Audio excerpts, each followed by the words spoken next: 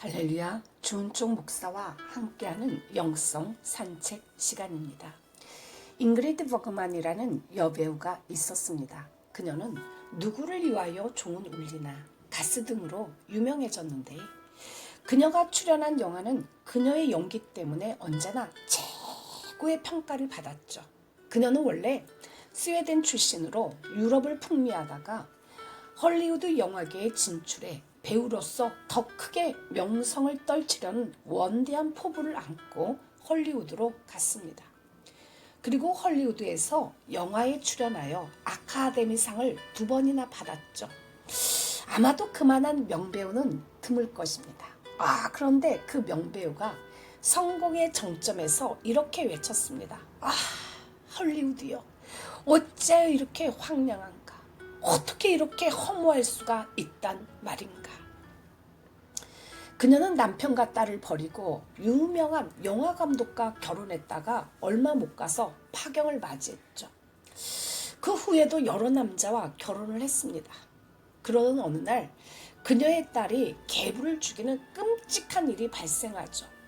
그리고 속병이 터져서 마침내 그녀의 인생은 암으로 비참하게 생을 마감합니다. 그녀에게는 목표가 있었고 성취했지만 하나님이 없는 그런 목적이 없는 인생을 산 거죠. 우리는 무엇인가에 붙잡혀 있고 무엇인가에 끌려 살아가고 있습니다. 어떤 이는 돈. 어떤 이는 정욕, 강한 육신의 욕망이. 또 어떤 이는 술에 끌려 살고 약물에 끌려 살고 세상의 권세나 명예를 쫓아서 삽니다. 지금 당신은 무엇에 붙잡혀 삽니까? 당신의 머릿속은 온통 무엇으로 가득 차 있는가요? 혹시 세상의 것에 노예로 살거나 썩어지고 사라질 헛된 세상에 얽매여서 하나님의 말씀도 무시하고 죄를 지으며 자기 고집대로 살고 있지는 않는지요? 이 모든 것에 붙잡혀서 영원한 하늘나라에서 받을 그 상급도 준비하지 못하고 지치고 피곤한 모습으로 살고 있지는 않습니까? 인생은 50이 넘으면 목표가 옅어지죠. 그저 곱게 늙어 죽을 날을 기다립니다. 그러나 믿음의 사람들은 생을 마감할 마지막 그 순간까지 표대를 향해 힘차게 달려가는 사람들입니다. 세속의 목표는 끊임없이 변하고 오래가지 못합니다. 그래서 자꾸 목표를 바꿔야 하죠. 사춘기 때는 풋사랑에, 청년의 시절에는 그 결혼에, 30대, 40대는 성공, 가정, 자식, 집장만 그러다가 덜컥 갱년기가 오고 인생의 항원이 오면 허망해지죠. 그렇게 목숨 걸고 추구하던 직장도 허망해지고 자식은 품을 떠나고 사랑은 식어버리고 집은 시들시들해지고 갑자기 목표를 잃어버린 공허감이 쫙 몰려오는 겁니다. 그러나 사도 바울은 고백합니다. 내가 이미 얻었다 함도 아니요 온전히 이루었다 함도 아니라 오직 내가 그리스도 예수께 잡힌 바 된 그것을 잡으려고 쫓아가노라. 뒤에 있는 것은 잊어버리고 앞에 있는 것을 잡으려고 표대를 향하여 그리스도 예수 안에서 하나님이 위에서 부르신 부름의 상을 위하여 쫓아가시기를 축복합니다. 이 시간에 찬양, 사랑하는 자녀야 라는 찬양 하나 올려드립니다.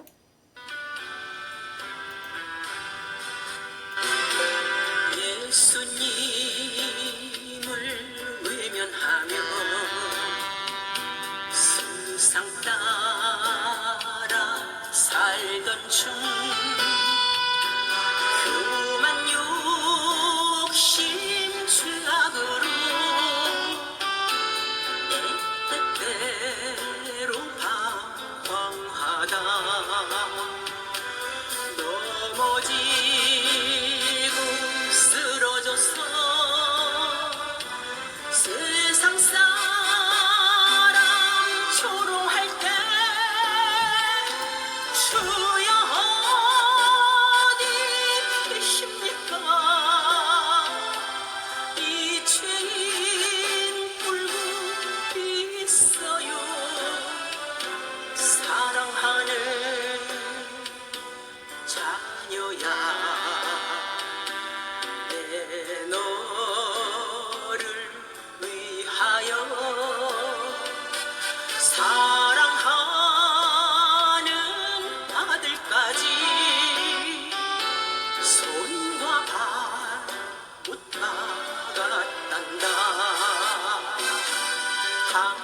바보처럼 길을 잃고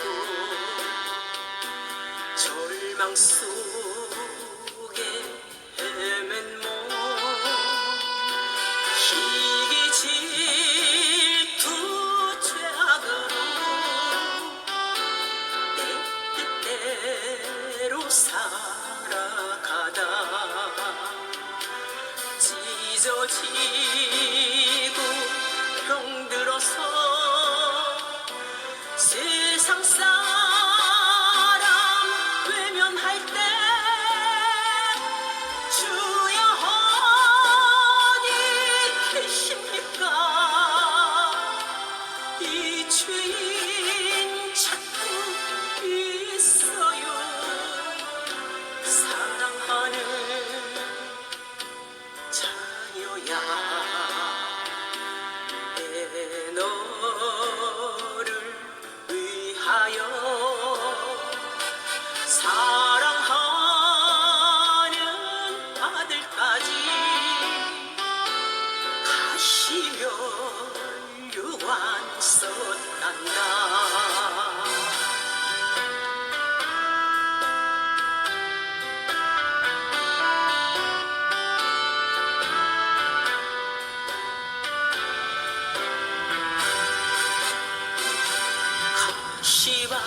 시밭길 죄악길에 병든 몸 소중하다고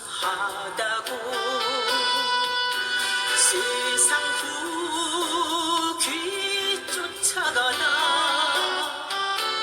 나의 영혼 썩어갔네. 만신창이 모습으로 주님 앞에 엎드려서 주님 어디 계십니까? 이 죄인 만나 주세요. 사랑하는 자녀야 내 너를 위하여 사랑하는 아들까지 십자가에 달렸단다. 십자가에 달렸단다.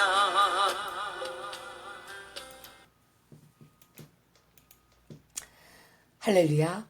어떤 사람이 여행을 떠나면서 자기의 종들을 불러 재산을 맡깁니다. 총 3명의 종에게 각각 5달란트, 2달란트, 1달란트를 주었죠.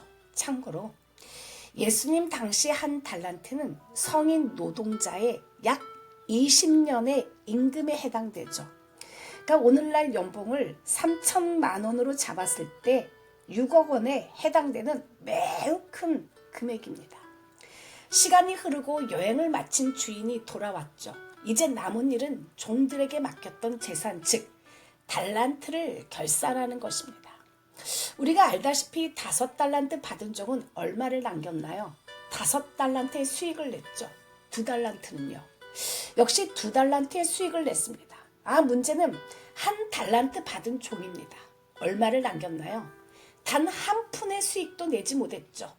정확히는 1달란트, 즉 6억 원의 이 돈을 배추밭인지 참깨밭인지 고추밭인지 아무튼 밭에다 그냥 묻어두었죠. 결론은 수익을 냈던 2종, 곧 5달란트 받은 종과 2달란트 받은 종은 모두 주인의 칭찬과 신임을 받습니다.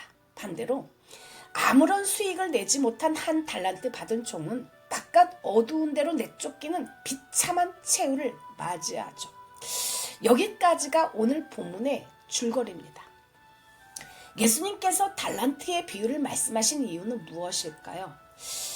이 달란트 비유와 이 마태복음 24장 25장의 이 서로 관련된 4가지 비유 중에 하나죠.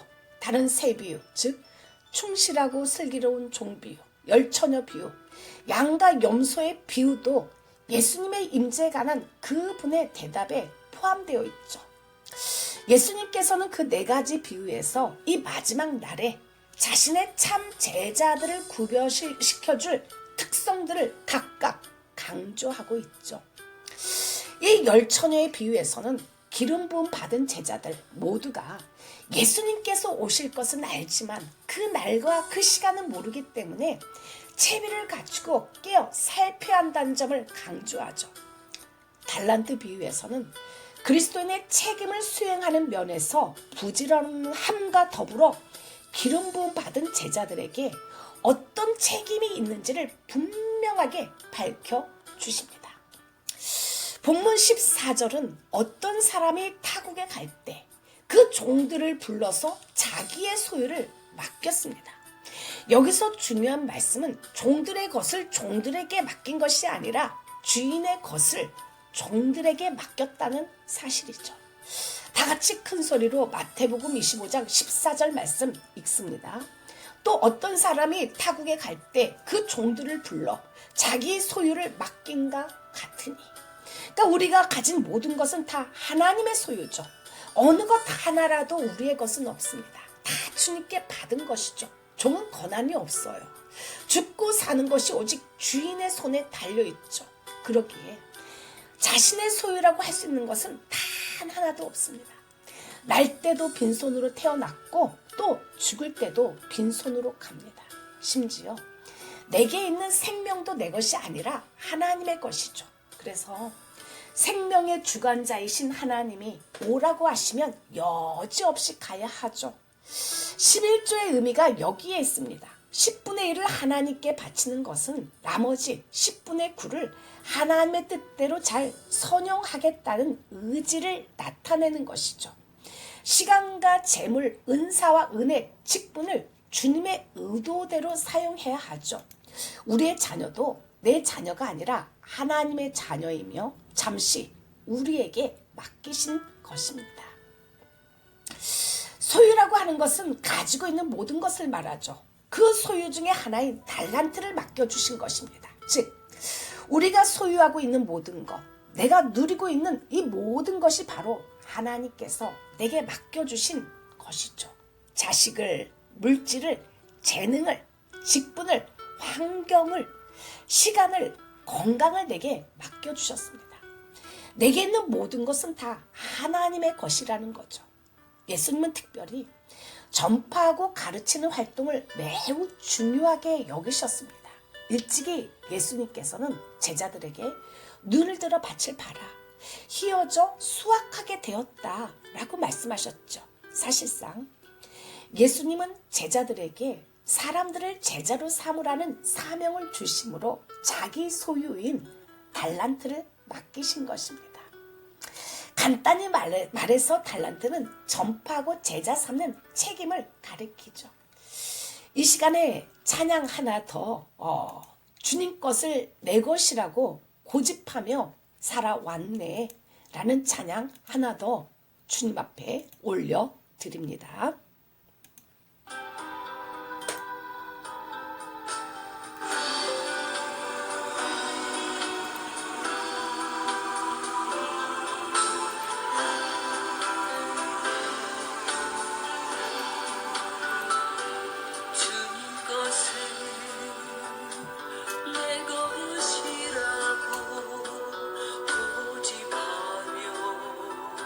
살아왔네.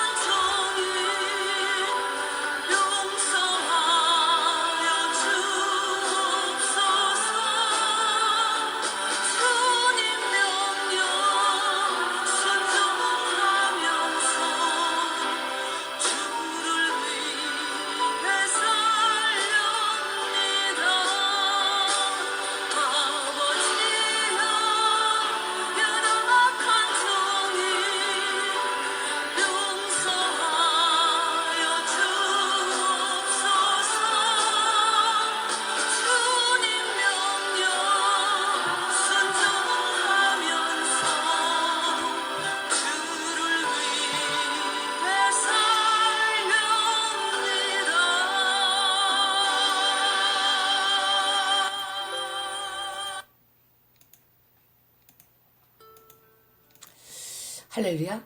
어떤 사람은 불평을 합니다. 하나님 해도 너무하지.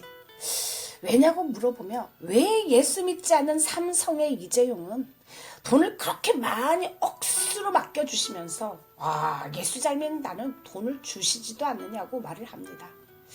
돈을 주어도 예수 안 믿는 그런 사람보다 예수 믿는 나에게 더 주어야 하지 않겠느냐라는 말이죠. 어떻게 보면 주님은 불공평하신 하나님 같습니다. 그런데 하나님은 성경에 무엇이라고 하는가 말씀하셨나요? 각각 그 재능대로 라고 말씀을 하십니다. 다 같이 큰 소리로 마태복음 25장 15절 말씀을 같이 읽습니다. 각각 그 재능대로 한 사람에게는 급 5달란트를, 한 사람에게는 2달란트를, 한 사람에게는 1달란트를 주고 떠났더니, 이 각각 그 재능대로라는 말은 그 사람이 그것을 사용하고 유지할 수 있는 실력, 능력이라고 할 수 있죠. 하나님은 그 조화를 이루기 위해서 이런 사람에게는 이렇게, 저런 사람은 저렇게 맡겨주셨다는 것이죠. 하나님은 하나님의 뜻에 따라 이 사람에게는 이런 재능을, 저런 사람에게는 저런 재능을, 또 저쪽 사람에게는 많은 물질의 소유를, 어떤 사람에게는 물질의 저금을 맡기셨다는 겁니다. 그런데 여기서 사람들이 오해하고 있는 부분이 무엇이냐 하면 그 사람이 나보다 뛰어남이 적으면 내가 좀 적으면 나는 그 사람보다 못한다는 고정관념이 있습니다. 그래서 돈이 없음을, 일이 뜻대로 안 됨을 인하여 낙심하고 좌절하고 힘을 잃습니다. 그러나 오늘 본문의 말씀을 보면 사람들이 얼마나 많이 맡고 적게 맡고 많이 소유하고 소유하지 못함의 키가 있는 것이 아니라 하나님은 각자에게 맡긴 것을 어떻게 사용하여 남기느냐, 각자의 맡겨진 상황에서 얼마나 최선을 다했느냐가 중요하다는 것입니다. 이 달란트 비유에서 종들마다 이 다른 액수의 달란트를 받았지만 주인은 무엇을 기대했나요? 주인은 그들 모두가 달란트를 사용하는 일에서 부지런함을 나타낼 것을, 최선을 다해서 봉사의 직무를 수행할 것을 기대하셨죠. 그런데 어떤 사람들은 일이 잘 안 풀리고 늦어진다고 심령이 강팍해지는 사람들이 있습니다. 기도도 싫고 봉사도 짜증나고 하나님을 섬기는 것도 만사 귀찮습니다. 하나님의 영이 흘러가지 않으니 무기력해지죠. 그러나 하나님은 말씀하십니다. 오직 오늘이라 일컫는 동안에 내일 피차 권면하여 너희 중에 누구든지 죄의 유혹으로 강팍해 됨을 면하라. 우리가 시작할 때 확실한 것을 끝까지 견고히 잡으면 그리스도와 함께 참여한 자가 되리라. 시작과 끝이 같아야 합니다. 영국의 런던의 워커 미술관에는 콘트러라는 화가가 그린 유명한 그림이 하나 있죠. 그 그림은 폼페이라는 도시가 베스비우스 화산의 폭발로 인해 그 화산재에 묻혀 전멸당하는 비참한 모습을 그린 것이었습니다. 화재와 용암이 비와 눈처럼 폼페이 성에 마구 내렸죠. 사람들은 화산재와 불을 피해서 성 밖으로 막 몰려나갔습니다. 이들로 인해 큰 혼란이 야기되었죠. 이 혼란 속에서도 성문 곁에서 묵묵히 서 있는 사람이 하나 있습니다. 그는 그 성의 문지기였죠. 뜨거운 화산재와 불이 우박처럼 쏟아지는 그 혼란 속에서도 자신의 맡은 일에 충성하고자 그는 서서 죽음을 기다리고 있는 것입니다. 이 그림의 제목은 바로 충성입니다. 결국 하나님 앞에서 칭찬과 상급을 받는 사람은 누군가요? 주님을 변함없이 사랑하는 사람, 사명에 대하여 변함없이 충성하는 사람입니다. 우리 주 예수 그리스도를 변함없이 사랑하는 모든 자에게 은혜가 있을지어다 라고 에베소서 6장 24절에서는 선언하고 있죠. 가부가 자신이 가지고 있는 2렙돈을 구찬 와중에도 연보를 하는 것을 예수님이 성전에서 사람들을 유심히 관찰을 하시면서 보셨습니다. 그런데 제가 개척교회를 섬기면서 보면은 어떤 사람은 상처가 많고 돈이 좀 없다고 자존감이 약하다고 껐득하면 사람을 오해합니다. 오해를 풀어주는 것도 한두 번이지 사람 정말 피곤하게 합니다. 근데 상황을 보면 저보다 형편이 비교가 되지 않을 만큼 참 좋습니다. 그런데 이 한 달란트 받은 사람이 그렇게 주인을 오해하죠. 앞서 이야기한 대로 각각 5달란트, 2달란트의 수익을 낸 종들은 모두 주인의 칭찬과 신임을 얻었습니다. 반면에 1달란트 받았던 종은 내쫓김을 당하는 비참한 최후를 맞이하죠. 당신은 아무런 수익도 내지 못한 이 종의 문제가 어디에 있다고 생각하시나요? 다 같이 마태복음 25장 26절 27절 큰 소리로 같이 읽습니다.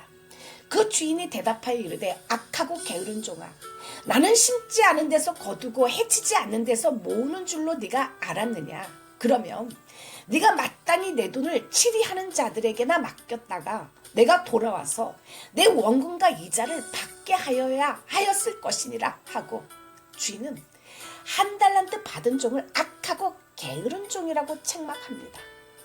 단순하게 보면 이 종의 문제를 게으름의 문제로 생각할 수도 있죠.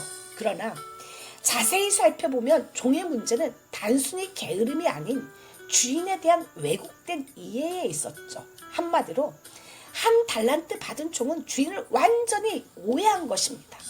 주인의 이야기를 한번 들어보십시오. 악하고 게으른 종아, 너는 내가 심지 않은 데서 거두고 뿌리지 않는 데서 모으는 줄 알았느냐? 그렇다면 너는 내 돈을 돈놀이하는 사람에게 맡겼어야 했어. 그랬더라면 내가 와서 내 돈에 이자를 붙여 받았을 것이다. 이게 무슨 말인가요? 1달란트 받은 종은 자신의 주인을 심지 않은 데서 거두고 뿌리지 않은 데서 모으는 지독한 사람으로 이해하고 있었죠. 주인을 더 화나게 만들었던 이유는 바로 이것이죠. 분명히 자신을 그러한 지독한 사람으로 이해했다면 종은 이자 놀이를 해서라도 수익을 남겨야 했습니다. 왜냐하면 주인의 성격상 원금만으로 만족하지 않을 것을 뻔히 알았기 때문이죠. 그런데 1달란트 받은 종은 주인이 돌아올 때까지 그저 손을 놓고 아무런 행동도 어떠한 수고도 하지 않았죠. 주인에 대한 왜곡된 이해를 갖고 있었기에 그저 원금만 잘 남겨도 괜찮을 거라 생각했던 것이죠. 오늘 비유에서 주인은 예수님을 상징합니다. 물론 우리 예수님은 지독한 사채업자가 아닙니다. 오늘 비유의 핵심은 왜곡된 하나님의 이해에 기댄 채 아무것도 하지 않는 자들에 대한 경고를 나타내고 있죠. 요즘 어떤 분이 개척교회 목사인 저를 위로하시려고 화요일날, 목요일날, 토요일날 일주일에 3번씩 오셔서 저녁 기도를 하고 있습니다. 그런데 그분의 말씀이 자기네 교회도 하루에 3번씩 기도 모임이 있다고 하는 거예요. 그런데 자신의 교회 기도 모임도 내버려 두고 저희 교회로 기도를 하러 오신다고 그러는 거죠. 그래서 기도가 얼마나 소중한지 제 자신 스스로가 잘 알기에 하나님께 이런 기도도 이번에 올려드렸습니다. 하나님, 교회 기도 소리가 그쳐지지 않게 하옵소서. 하루에 3번씩 기도를 하게 하시고 오후 3시에도 기도를 하는 기도 알바를 주옵소서. 월요일부터 토요일까지 오후 3시에 1시간만 기도를 하는 기도 알바를 좀 주십시오. 기도가 참 웃기죠? 제가 기도를 매일 오후 5시부터 9시까지 기도를 합니다. 그런데 하루에 3번은 교회에 기도 소리가 올려지게 하고 싶은 그런 간절함이 있는 거예요. 저희 교회는 목사님들이 참 많이 옵니다. 그런데 목사님들이 다들 자기 교회를 하고 싶어 하지만 한평생을 방황하다가 나이가 70이 다 되거나 70이 넘으신 분들도 많죠. 그런데 교회 가서 기도로 드려지는 것이 아니라 그 연세에도 개척을 하고 싶은 그 미련을 버리지 못하고 골방에서 있다가 그대로 하늘나라로 갑니다. 자신의 고집을 버리지 못하고 자신을 쳐서 복종시키고 낮추지 못하니 그냥 한 줌의 재로 사라져버리고 말죠. 오늘 1달란트 받은 종의 치명적인 문제가 무엇인지 아십니까? 바로 자신의 안정과 편안함만 이것을 우선으로 하는 소극적인 신앙생활입니다. 주일 성수, 11조, 교회 봉사, 금주, 금연, 이상 이 5가지만 이행하면 교회 안에서는 A급 신자, 1등급 성도라고 부르죠. 물론 이런 모습들도 중요합니다. 그러나 어떤 사람은 사업을 해야 하는 고로 일주일에 한 번씩만 겨우 주일 성수를 하죠. 그러나 출근을 하는 차 안에서도 기도를 매일 합니다. 하나님을 꼭 붙잡아요. 사업을 해야 하기에 어쩔 수 없이 술을 한 잔씩 기울여야 하는 분도 있습니다. 하나님을 믿고 사랑하기에 안수 집사를 받았어요. 그러나 사업상 술을 한 잔씩 하는 고로 양식상 장로 직분을 받지 못하는 분도 있습니다. 그러나 그분은 하나님 앞에서 보면 자기가 가진 달란트를 최선을 다하여 섬기는 것입니다. 그 벌어들인 재정에서 개척교회와 하나님 나라의 선교를 위해서 쓰십시오. 개척교회에서는 그 물질로 기도 알바를 구할 수도 있고 교회 월세를 내고 사역자들을 쓸 수가 있습니다. 누구나 다 심판대 앞에 섭니다. 이것은 피할 수가 없는 일이죠. 내게 주어진 장사할 수 있는 기회는 다시 오지 않습니다. 그 시간이 지나면, 그 일이 지나면 다시는 그것을 붙잡을 수가 없습니다. 주어진 기회를 잘 선용하십시오. 이 기회를 놓치면 안 된다는 생각을 가지고 이것이 마지막이다 라는 생각을 갖고 하나님 주신 일에 최선을 다하시기를 축복합니다. 이 시간에 찬양 베드로의 고백 한 번 더 하나님 앞에 올려드립니다.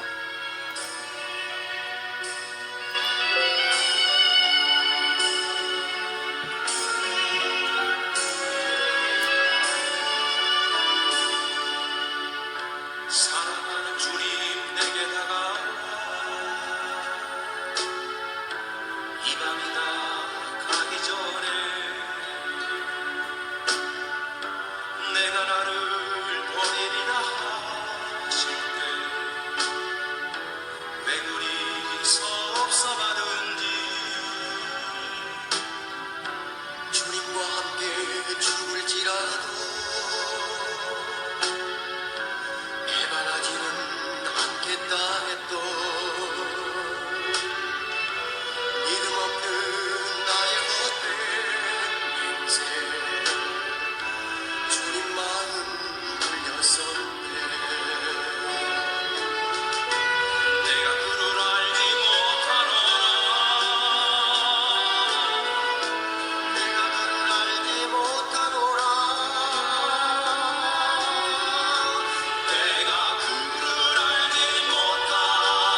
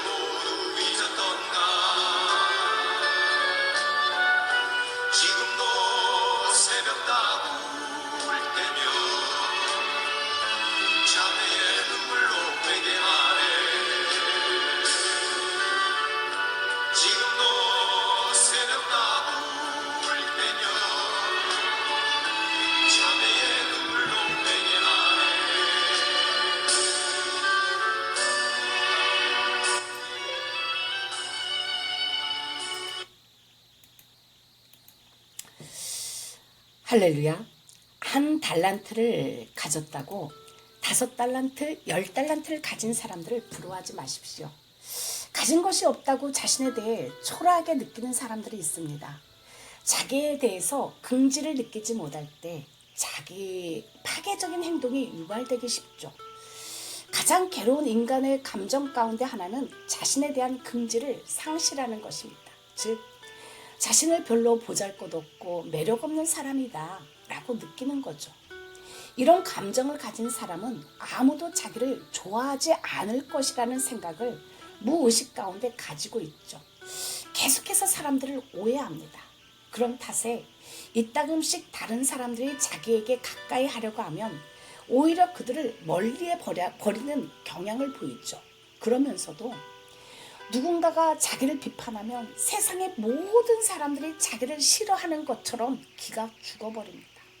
반대로 누군가가 자기에게 달콤한 말로 접근해 오면 흥분해서 쉽게 그 사람에게 빠져들죠. 이런 사람들은 사랑을 해도 인격과 인격이 만나는 참 사랑을 하기가 어렵습니다. 왜냐하면 그들의 감정이 상대방의 칭찬에 지나치게 의존하기 때문입니다. 그래서 이런 사람들의 사랑은 쉽사리 뜨거워졌다가 쉽사리 식어버리기가 쉽죠. 다른 사람들이 나를 어떻게 보아줄 것인가를 생각하고 행동하기 때문에 다른 사람들의 취향에 따라 행동하게 되고 자기의 의지와 생각에 따라 행동하지 못합니다. 인간은 자신의 삶을 주체적으로 살아갈 때 계속해서 성장할 수가 있죠. 자신이 결단에 의해서 행동할 때 아픔도 있겠지만 긍지도 그만큼 큰 것입니다. 다른 사람만을 쳐다보고 그들만을 위해서 자기의 감정을 억누르며 산다면 결국 허무와 심리적인 병만 남게 될 것입니다. 한 임금님이 넓은 정원에 갖가지 꽃과 나무를 심었습니다. 그런데 이게 웬일인지 다 시들시들해서 죽어가는 거예요. 속이 상할 대로 상한 임금님이 정원을 돌다가 자라지 못한 참나무에게 다가가서 물었습니다. 야, 참나무야, 너는 왜 자라지 않고 왜 이렇게 비실거리고 있니? 그러자 참나무가 임금님, 제가 살아서 못하겠습니까? 저 옆에 전나무처럼 날씬하지도 못한데요 하는 것이었습니다. 그래서 임금은 참나무가 그렇게 부러워하는 전나무에게 다가가서 야, 전나무야, 참나무는 너를 저렇게 부러워하는데 너는 왜 이렇게 비슬거리고 있어? 하자 전나무가 키만 멀대같이 크면 뭐해요? 포도나무처럼 열매도 맺지 못하는데 죽고 싶어요 라고 답했습니다. 그래서 임금님이 포도나무에게 다가갔습니다. 포도나무야, 전나무는 네가 부러워서 죽겠다는구나. 그런데 너는 왜 이 모양이냐? 임금님, 전나무가 그래요? 제가 부럽다고요? 부럽긴 뭐가 부럽대요? 저는 장미처럼 아름다운 꽃도 피우지 못한 못난인데요. 이래서 정원에 모든 나무와 꽃이 죽어가고 있는 것이었어요. 그런데 임금님 눈에 번쩍하고 눈에 띄는 것이 있었습니다. 볼품없는 제비꽃이 한쪽 구석에서 싱싱하게 자라고 있는 거예요. 임금님이 다가가 제비꽃을 보고 말했습니다. 야, 유독 너만은 싱싱하게 잘 자라고 있구나. 넌 어떻게 잘 자랄 수 있는 거니?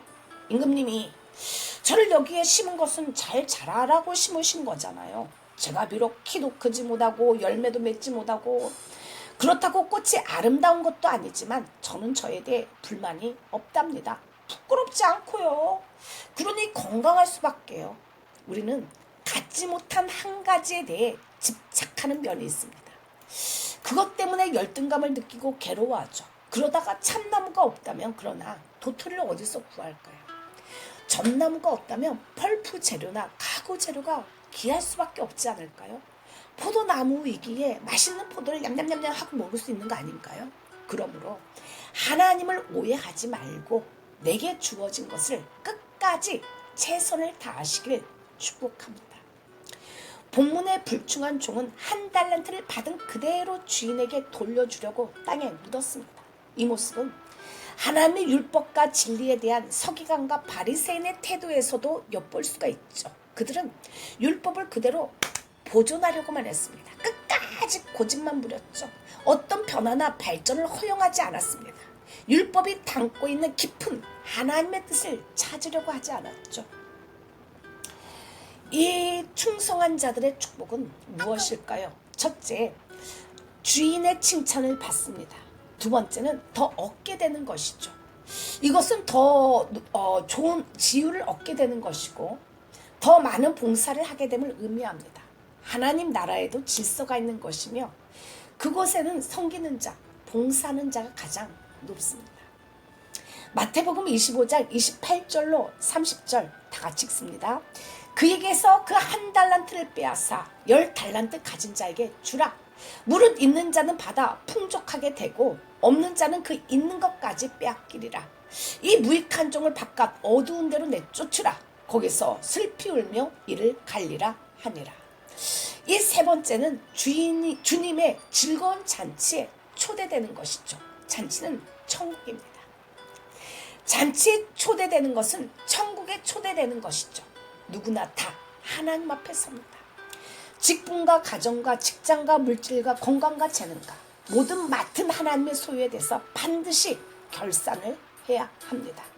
성경은 무엇이라고 말하는가요? 한 번 죽는 것은 사람에게 정하신 것이요 그 후에는 심판이 있으리니 그 주인이 이르되 잘하였도다 착하고 충성된 종아 네가 작은 일에 충성하였음에 내가 많은 것으로 네게 맡기리니 내 주인의 즐거움에 참여할지어다. 주인의 즐거움에 참여할 수 있는 하나님의 사람들이 되시기를 축복합니다. 주님, 이 세상을 사랑하면서 하나님이 내게 맡기신 것에 관해서 지독하게 최선을 다하게 하소서. 그리하여 사랑하는 하나님을 배울 때 착하고 충성된 종아 네가 작은 일에 충성하였음에 내가 많은 것으로 내게 맡기리니 내 주인의 즐거움에 참여할지어다 라는 주님의 칭찬을 듣게 하여 주시옵소서. 예수 이름으로 기도를 올려드립니다. 아멘. 이 시간에 마지막으로 찬양 불길 같은 주성령 하나님 앞에 올려드립니다.